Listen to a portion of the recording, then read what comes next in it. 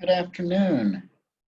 Um, okay, so today, uh, today the activity that we are going to be undertaking is some structured writing time. So what you are going to do is on e-learning under the week two tutorial questions, there is the questions for this week's tutorial. What I would like you to do is write answers to these questions.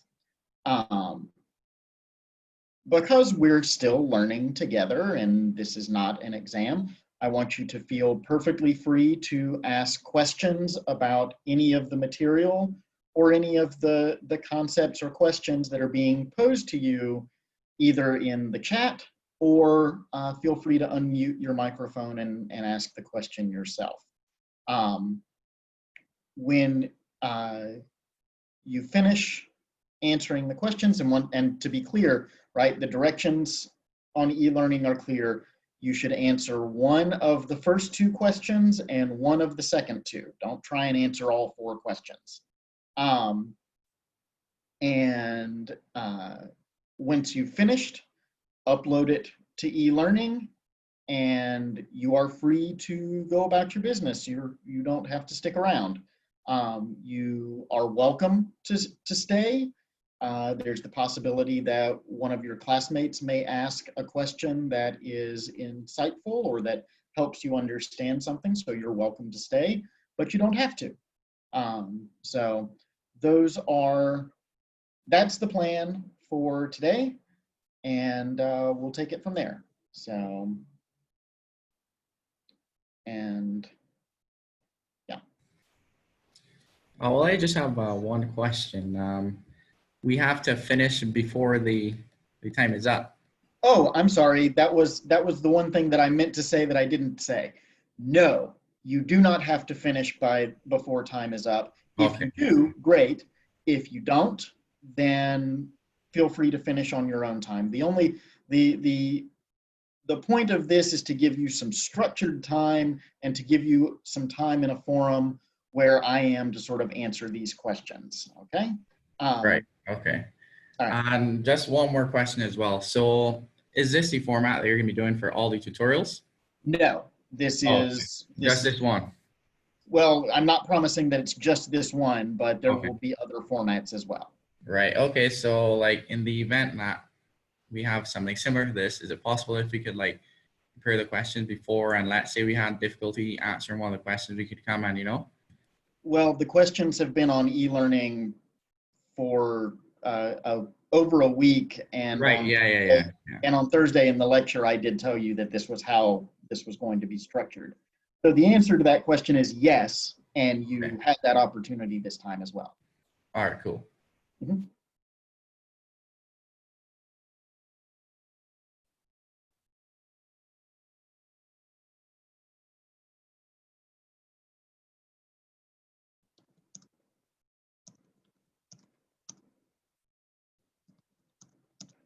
Rihanna, Monik, you will receive fuller instructions in just a minute via chat. So just give me just 1 second.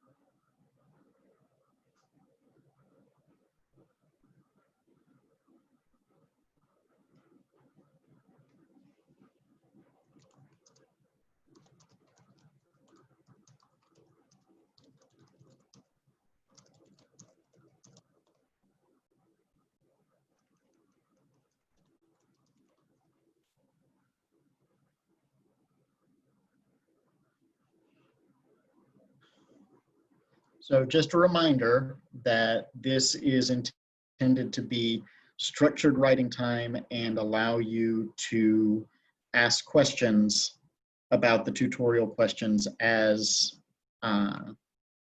as you need to. So that's the purpose of this time.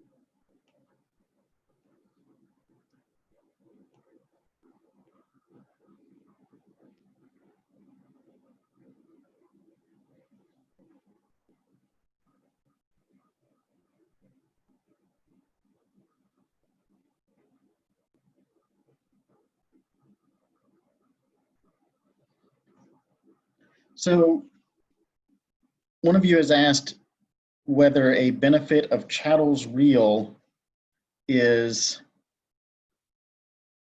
uh, is that the person or tenant is able to escape certain taxes and that they are allowed to walk away at the end of such agreements. And the answer to this question is, I don't know.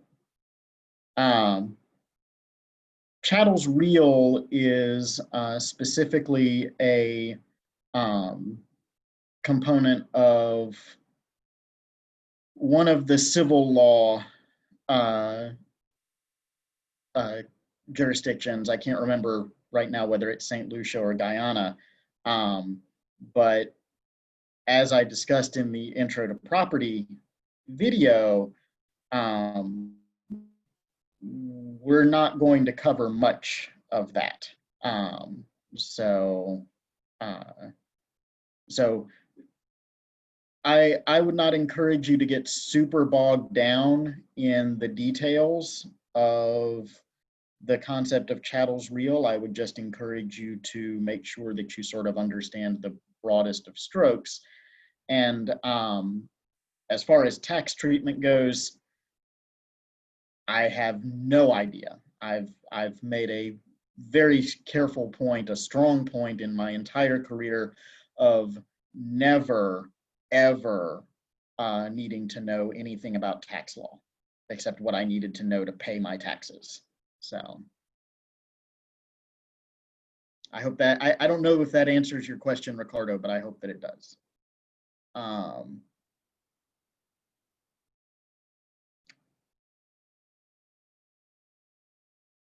Olius, the answer to your question is that if no marks are allocated, you should assume that all questions have an equal number of marks. That said, the answer to how long does an answer need to be is it needs to be long enough. And so if you feel like you have adequately answered the question in a sentence or two, great, move on with your life. If you feel the need to go in and write, 10 to 15 pages on a particular topic, that's your choice. And both of those uh, are legitimate choices. That's as much guidance as I can give you on the length.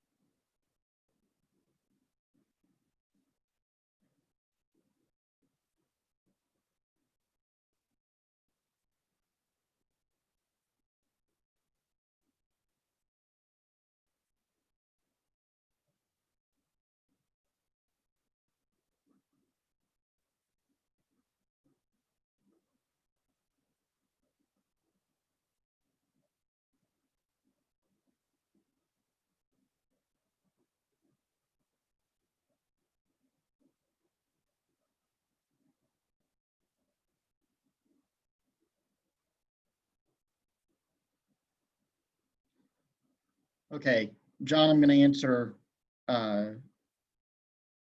this other question first because it's administrative. Use your names. If you want to attach your ID numbers, that's fine. But I'm identifying you by your names. Okay. John, the difference between Chattel's Real and Chattel's Personal has to do with the fact that this is a different, it's a different system. Okay. So the problem is that it's a term the term chattel is being used in two different ways in two different systems. So in the common law systems in the Commonwealth Caribbean, you're absolutely correct that the chattel is a form of property that is not affixed to any land or immovable property.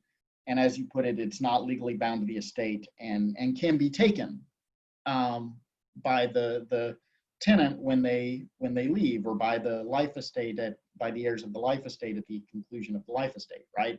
So you're absolutely right about that. The problem is that in the civil law descended jurisdictions, and the more that I think about it, the more I think that this is specific to Guyana, but I could be wrong about that. Chattel just refers to property. And so the chattel real is what in a common law system we refer to as real property.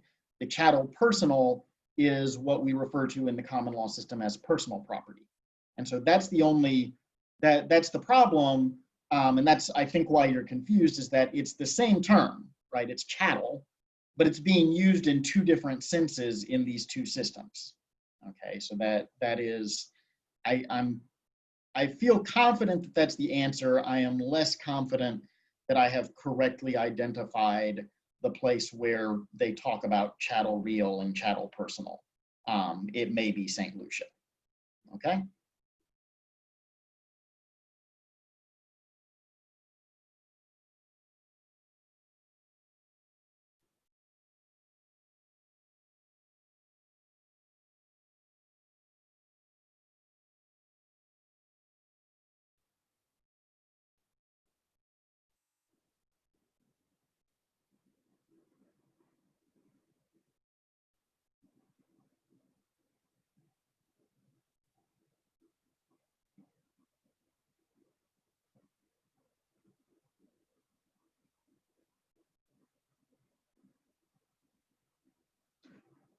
Okay. No, the chattel personal is anything that would be personal property. Okay. Not just intellectual property. Intellectual property is a different subclass. This class will basically not deal with IP at all. It may come up once in a great while. It came up last week in discussing some of the concepts around the law of the body and some other things. But as a rule, this class does not talk about intellectual property. So chattel personal just means a thing that can be owned, right? Because that's what makes it property. That is not real property. Okay. So you're correct that the chattel real is essentially the term that is used to discuss realty in either St. Lucia or Guyana, but the chattel personal is everything else that can be owned.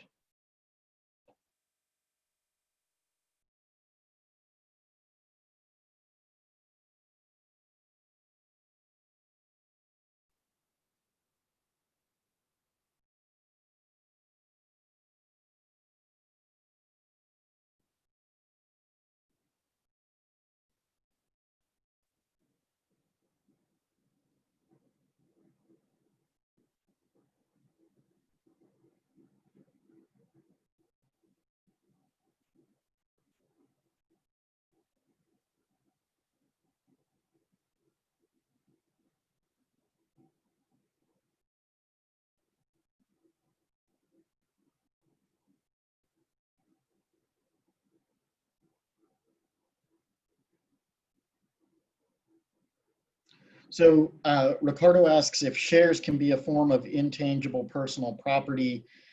And I think that I'm going to defer on that.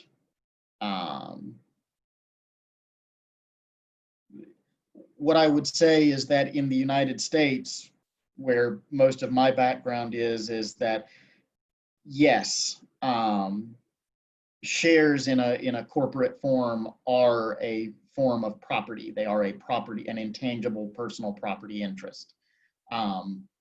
If you are interested in the answer to that question sort of beyond the American context, then I think you need to take whatever the relevant course is at UE. Has a couple of different names. So like when I was in law school, it was called business organizations, and at a lot of law schools, it's called corporations. So I don't know off the top of my head what it's called here at UE, but that's the right course to take for that.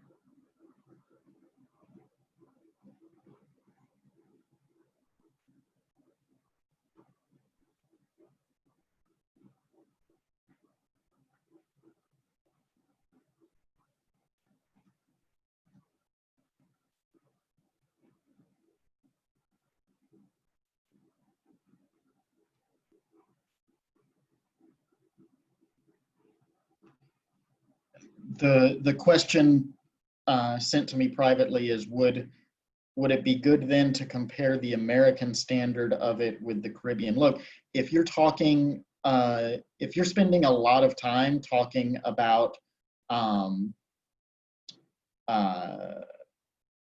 ownership of intangible property, you need to move on. That's not something that you should be spending a significant amount of time on today. Like a sentence or two, maybe, but if you're getting to the point where you're thinking about this more than a couple of minutes, you've given it too much time.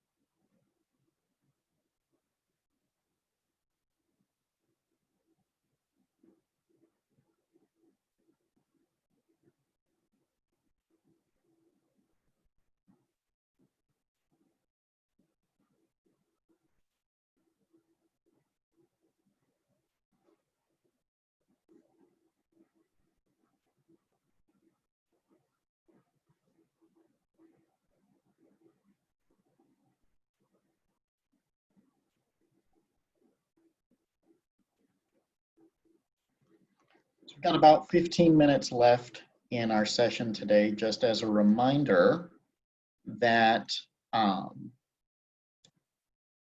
you're going to upload your answers when you're done, but you don't have to worry about trying to finish before the end of the session, okay? If you are not finished at the end of the session, feel free to take some extra time, wrap it up, and upload it on your own time.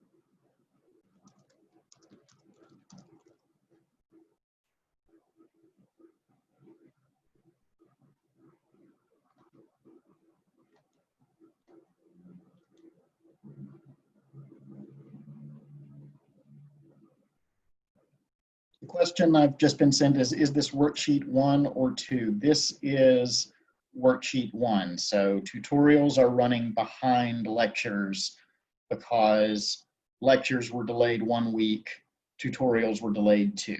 So we're going to be running behind on we're going to have lectures, and then the tutorials the next week will sort of follow up on that.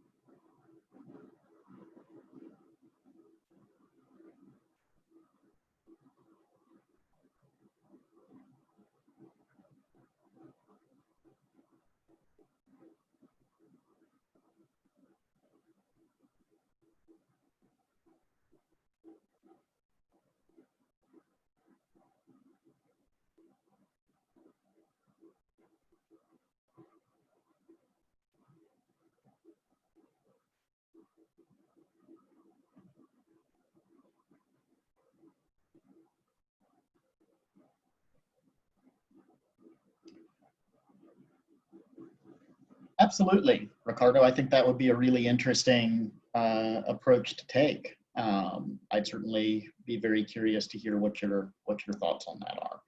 Um, you know, certainly, uh, certainly, I would encourage you to make sure that you explain why the jurisdictions have different approaches, but certainly that would be very interesting.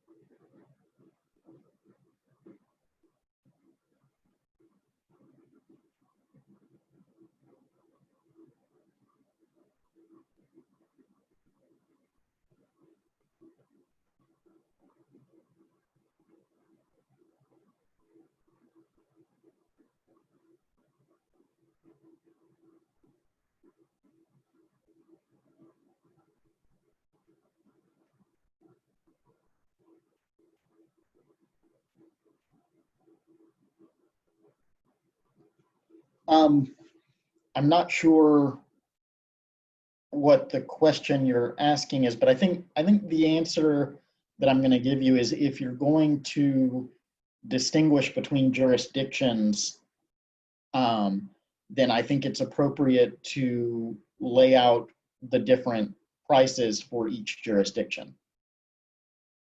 So if you're going to argue that the considerations are different in St. Kitts as opposed to St. Vincent, then you should explain what you know what the outcome in those two places is going to be.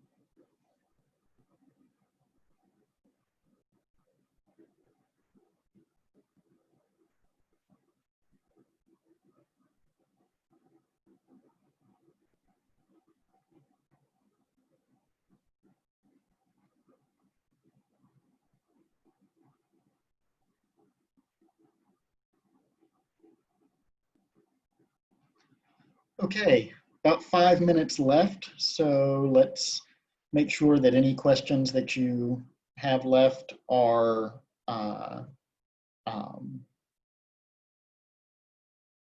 brought into the session. Once again, if you aren't able to finish writing before we're done, that's fine. Just finish it up on your own time and upload it when it's convenient for you.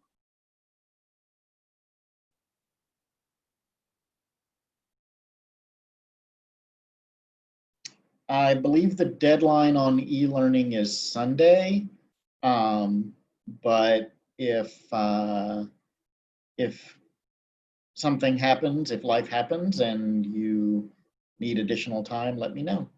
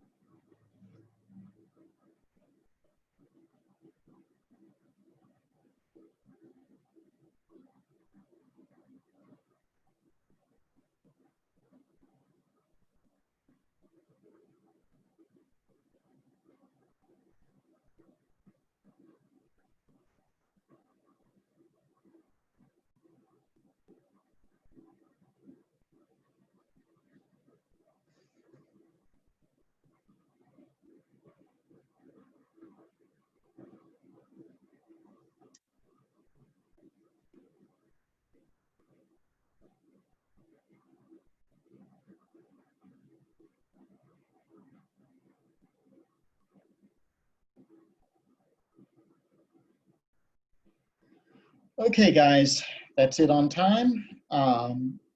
Again, submit your answers when you are done, which does not have to be right this second. And I'll see you guys tomorrow, and we'll get started talking about fixtures then. See you later.